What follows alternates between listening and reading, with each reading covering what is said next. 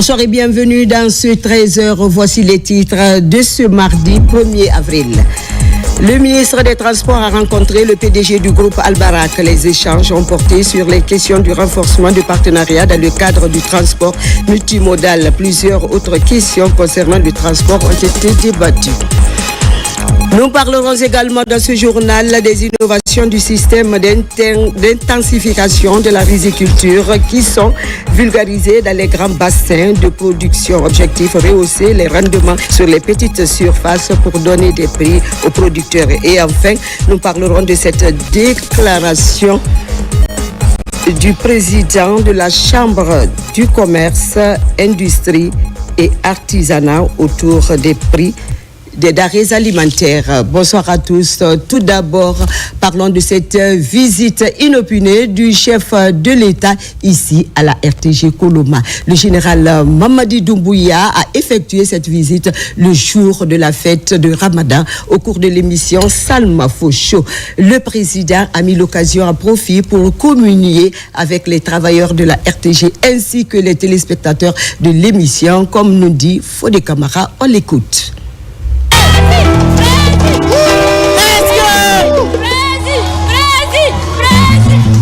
C'est aux environs de 1h du matin ce lundi que les animateurs de l'émission Salima Fosho, le public, les artistes et les téléspectateurs de la RTG Koloma ont vécu en direct une scène inédite. L'arrivée du président de la République, général Mamadi Doumbouya, au grand plateau de la RTG Koloma a été le plus beau cadeau de la fête de Ramadan pour les travailleurs et les téléspectateurs de la RTG. Le fait de voir le président arriver hier à la RTG de façon inopinée, ça nous a fait un grand effet.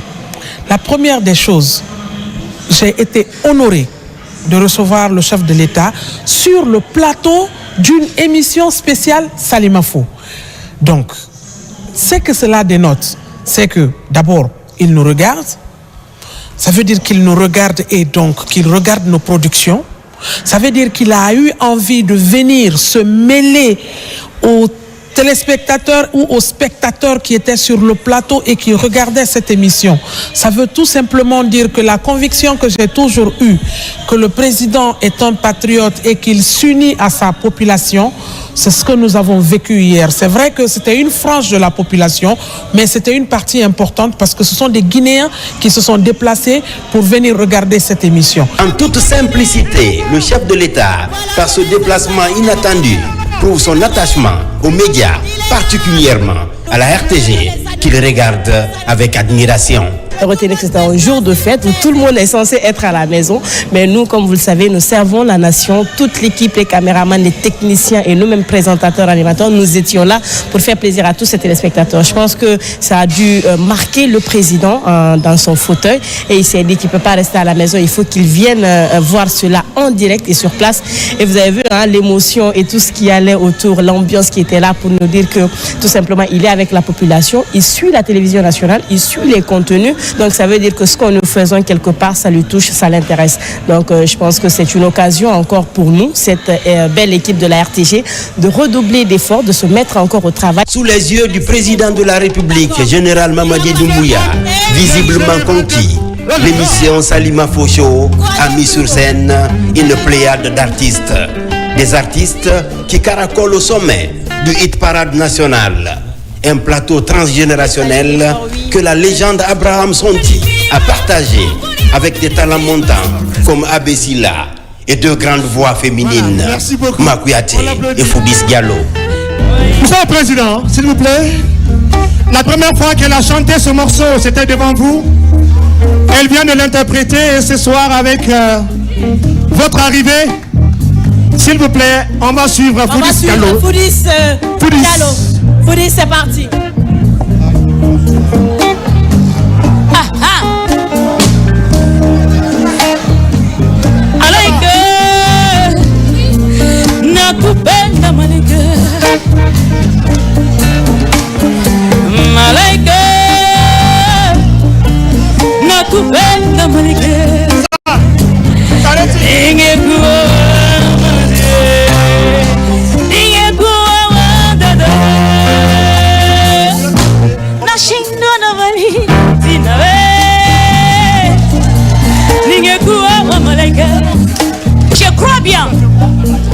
J'ai parlé de ça ici tout de suite là.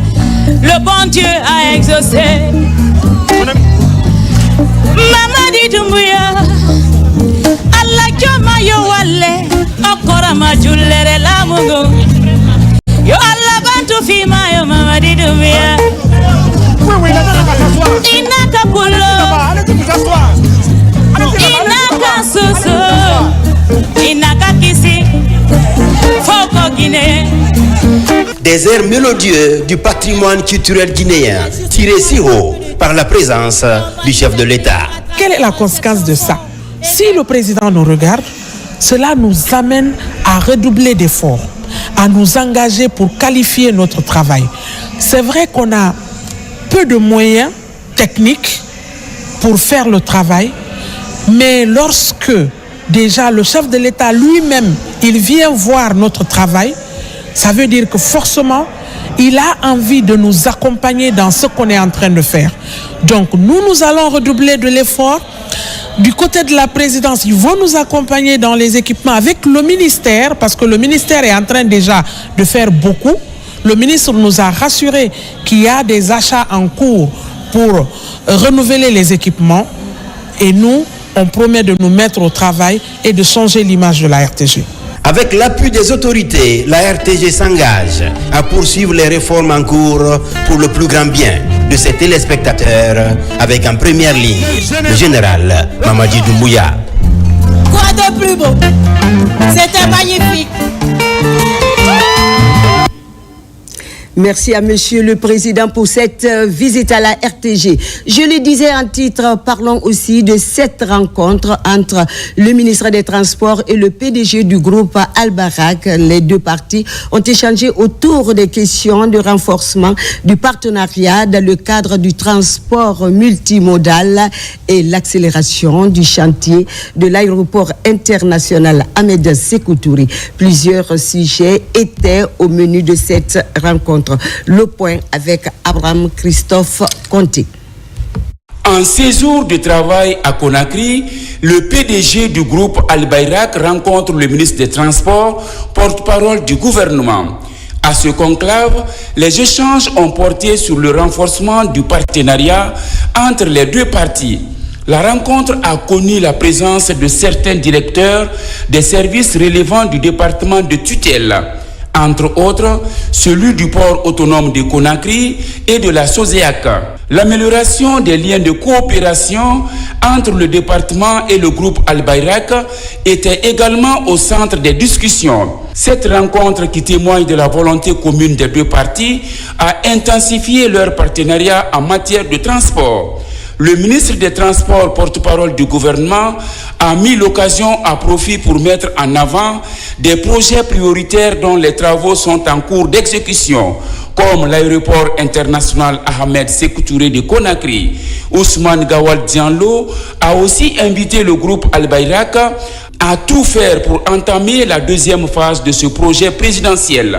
Il a par ailleurs sollicité l'accélération de la construction des infrastructures portuaires en vue d'augmenter le flux maritime du port autonome de Conakry. Le ministre a ensuite demandé au groupe d'apporter un appui technique à d'autres projets tels que le chemin de fer, le BRTT, mais également la gestion des nouveaux bus déjà acquis par le gouvernement à travers le département. Cette rencontre marque ainsi un nouveau départ dans le renforcement du partenariat entre le groupe Al-Bayrak et le ministère des Transports. Ces relations pourront à coup sûr booster des initiatives porteuses de développement mutuel. Christopher, on change de décor, direction Paris, dans la capitale française où vient de se tenir le Forum international sur la nutrition pour la croissance.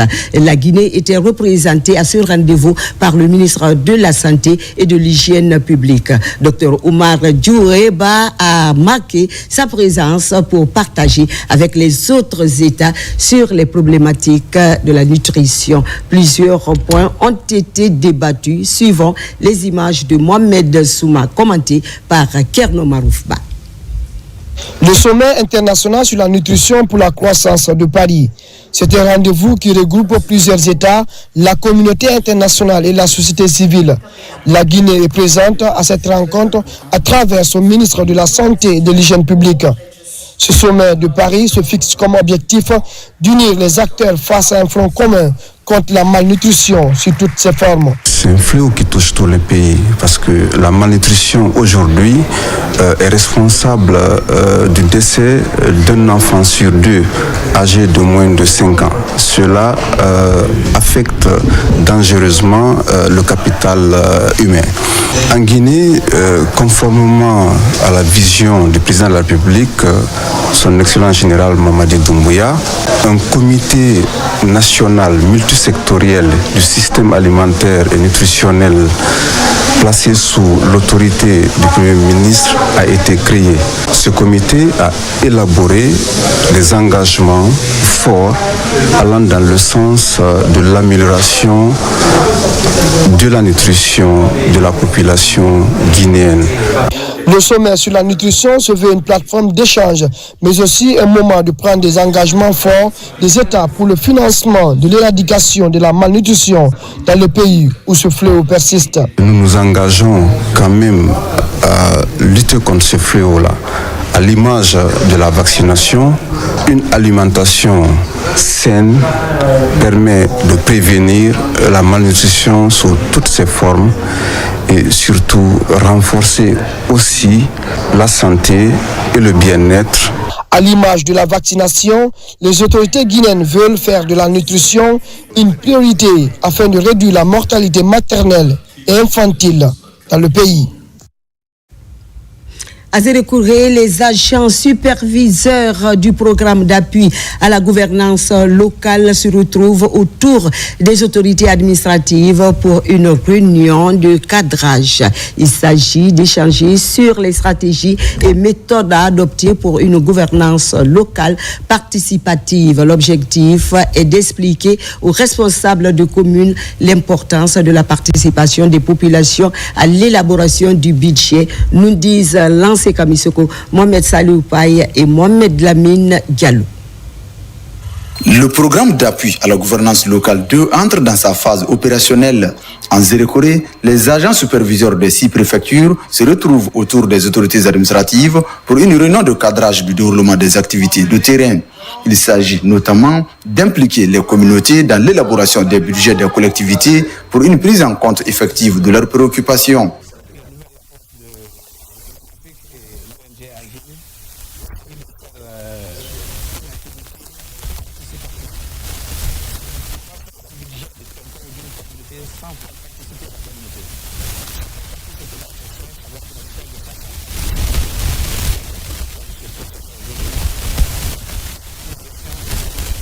Axé principalement sur le budget participatif et le suivi-évaluation participative, cette démarche de l'Agence nationale de financement des collectivités en Afrique devrait faciliter l'obtention de fonds aux différentes communes du pays.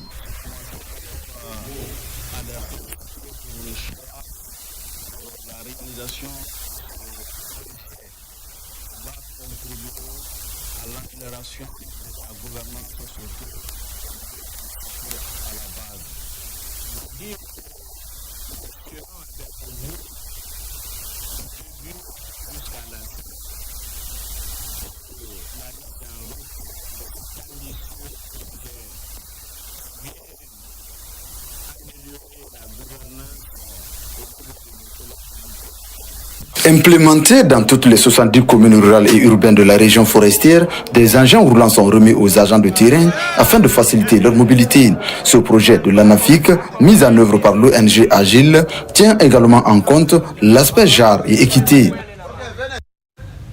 L'information, c'est aussi la tenue au gouvernorat de Conakry des travaux de la première session du conseil de ville. Il était question pour l'autorité régionale de discuter des projets à réaliser dans la capitale, mais également procéder à l'adoption du budget exercice 2025 qui se chiffre en dépenses et en recettes à plus de 300 milliards de francs guinéens.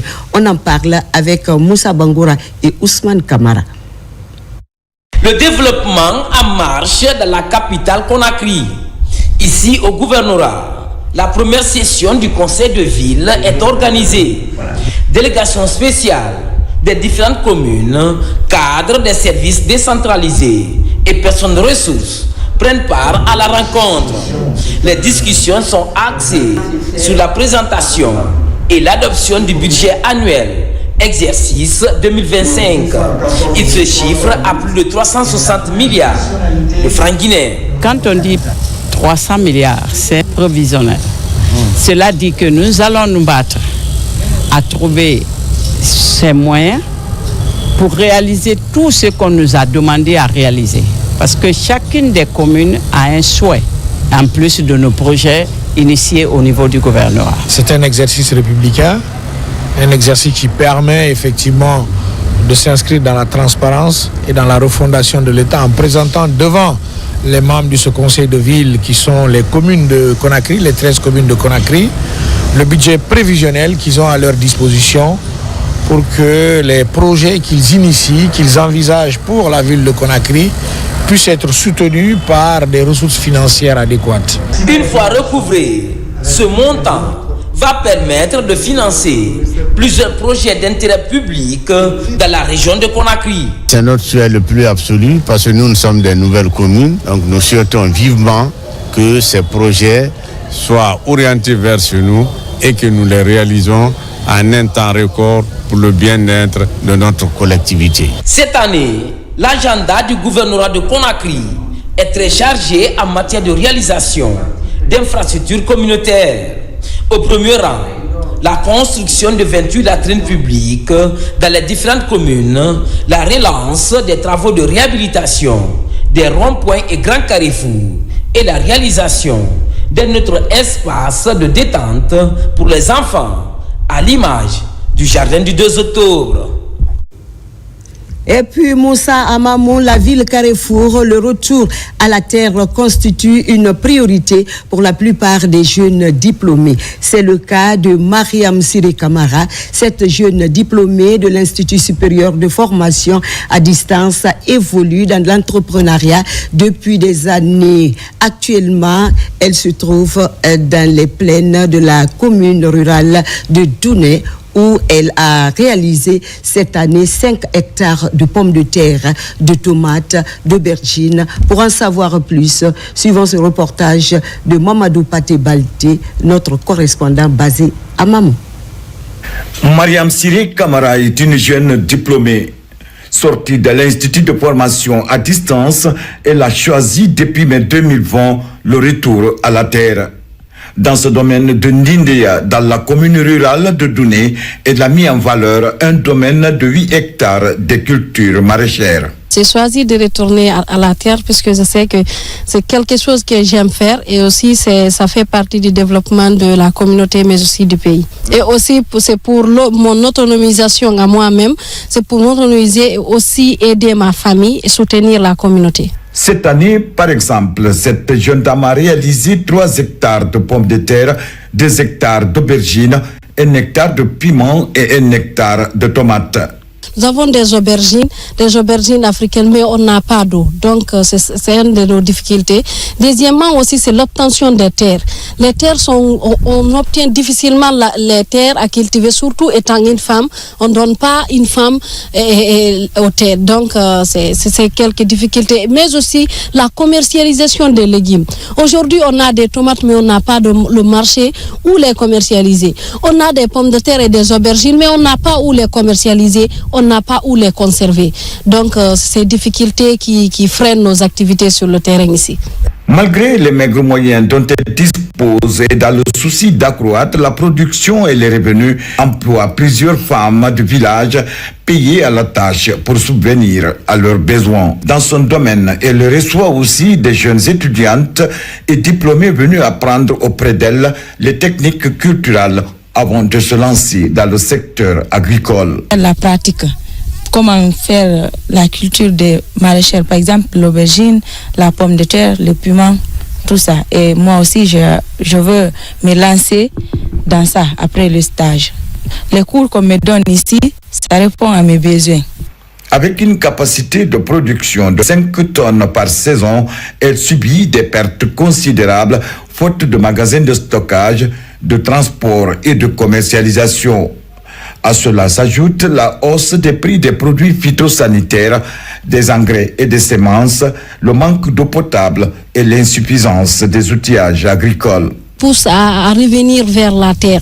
Mais aujourd'hui, nous sollicitons, nous lançons un appel de nous aider à avoir des matériaux de travaux des champs, comme des tracteurs, des motoculteurs, mais aussi avoir un forage au lieu de travail. Aussi avoir des lieux de conservation. Aujourd'hui, nous souffrons beaucoup parce que nous récoltons, mais nous n'avons pas de marché, des lieux de conservation comme les chambres froides, mais aussi des unités de transformation, puisque moi, personnellement, je transforme le piment, je transforme la tomate, mais je n'ai pas d'unité de transformation. Donc, je vous demande de nous aider à réaliser et d'avoir ces matériels pour nous aider nous-mêmes à autonomiser les femmes, à faire avancer la communauté où nous-mêmes nous travaillons, mais aussi à faire ressortir les activités et les appuis de l'État.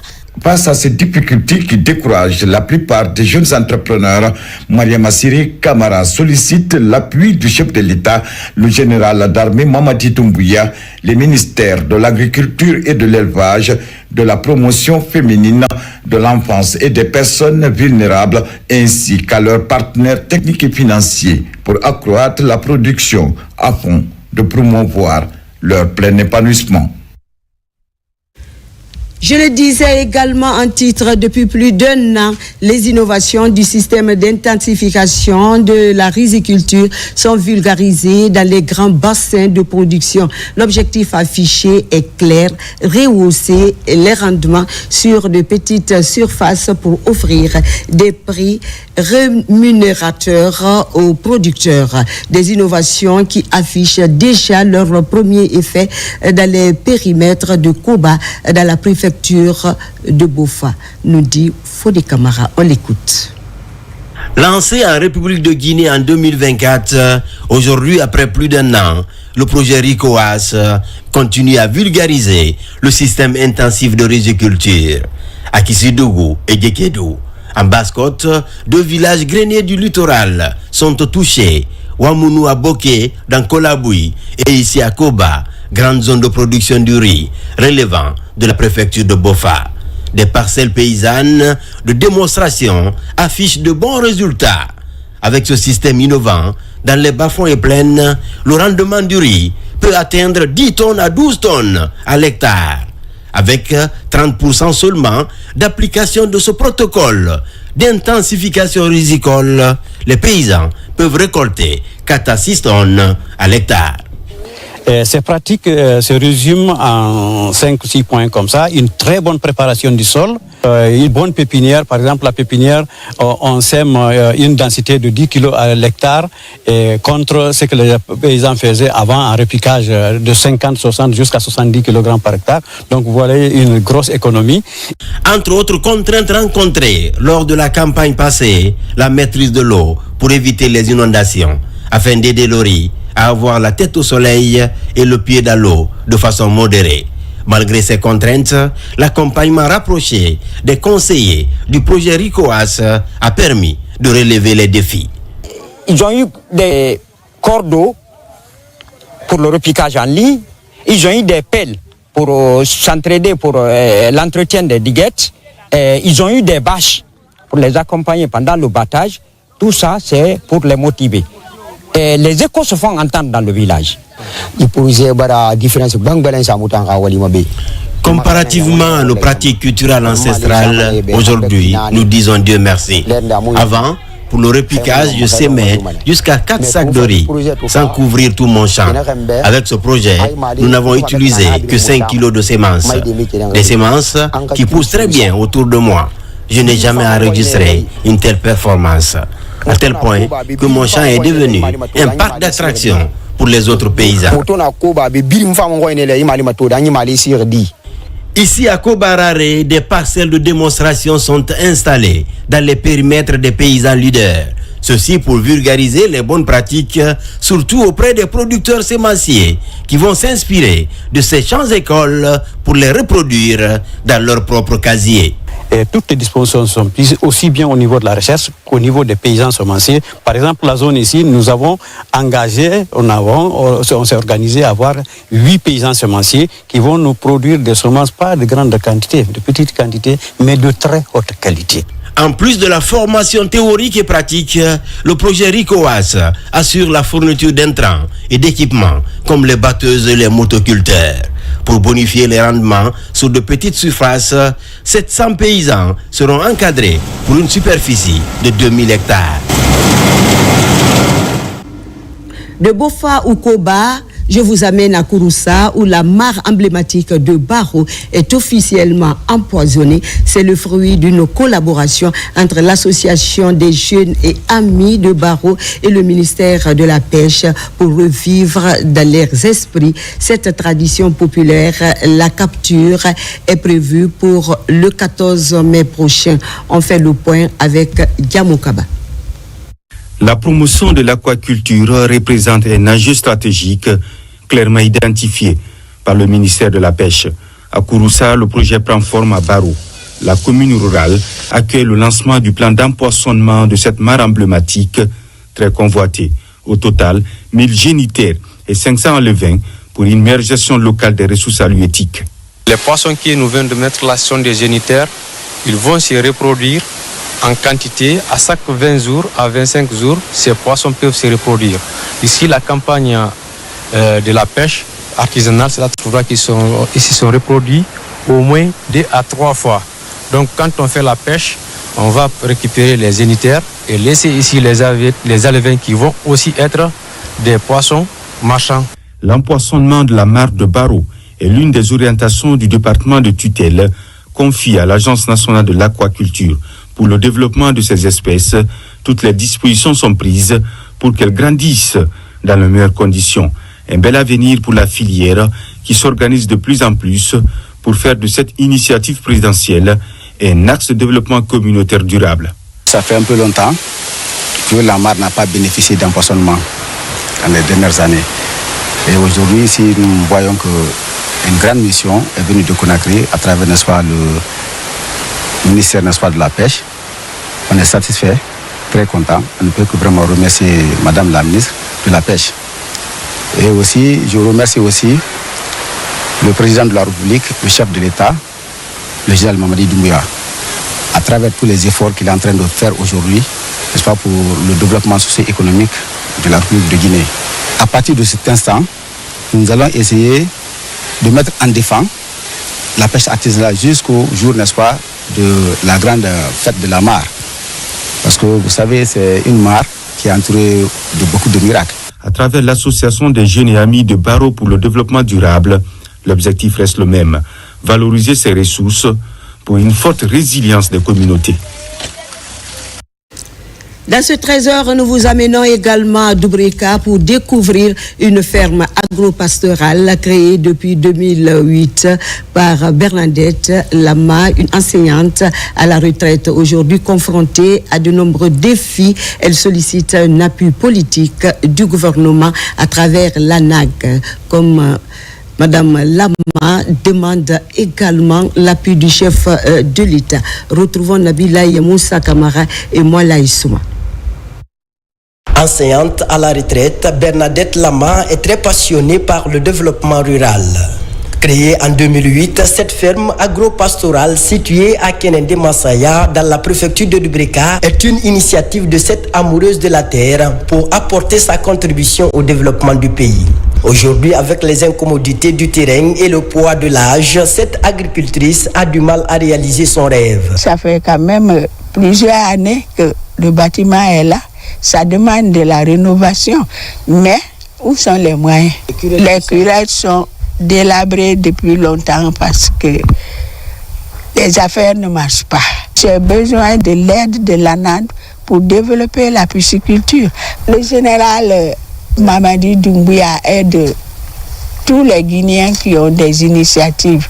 Nous, on a les initiatives, mais on n'a pas les moyens de les mettre en application.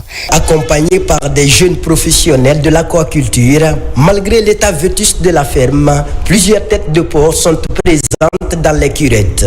Dans cet autre endroit du coin aménagé, 4 bassins de production piscicole sont aussi améliorés pour élever plusieurs types de poissons. Les clients, ils viennent, ils prennent ce qui est là, mais ils nous demandent, il faut développer.